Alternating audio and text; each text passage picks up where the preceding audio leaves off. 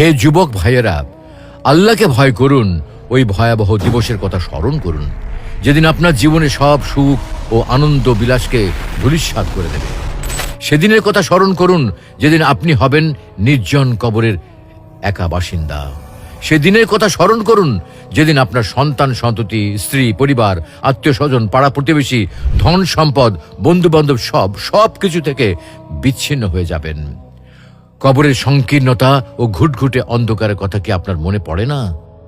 কবরের বিভীষিকাময় ও ভয়ঙ্কর অবস্থা কি আপনার স্মরণ হয় না? কবরের শাস্তির ভয়ে কি আপনার অন্তরাত্মা প্রকম্পিত হয় না? মুনকার নাকির ফেরেশতাদ্বয়ের প্রশ্নের সঠিক জবাব কি আপনি দিতে পারবেন? এই কথা একবারও কি ভেবেছেন? অনুরূপভাবে কবরের অফুরন্ত সুখ ও অনাবিল শান্তির কথা কখনো কি আপনার হৃদয়পটে জাগ্রত হয় না? তাই বলছি, হে যুবক ভাইয়েরা, আর দেরি না করে দ্রুত ছুটে আসুন মহান আল্লাহ রাব্বুল আলামিনের বিশাল ক্ষমার দিকে, মহান আল্লাহ রাব্বুল আলামিনের রহমতের দিকে, মহান আল্লাহ রাব্বুল আলামিনের অনুগ্রহের দিকে।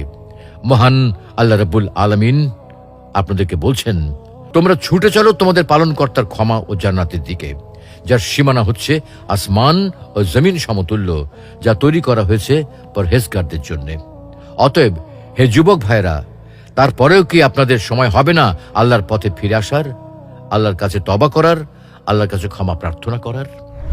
মহান আল্লাহ রাব্বুল আলামিন আমাদের সকলকে তার কাছে তওবা করা, তার পথে ফিরে আসা, তার কাছে ক্ষমা প্রার্থনা করা এবং তার দরবারে আত্মসমর্পণ করার তৌফিক দান করুন।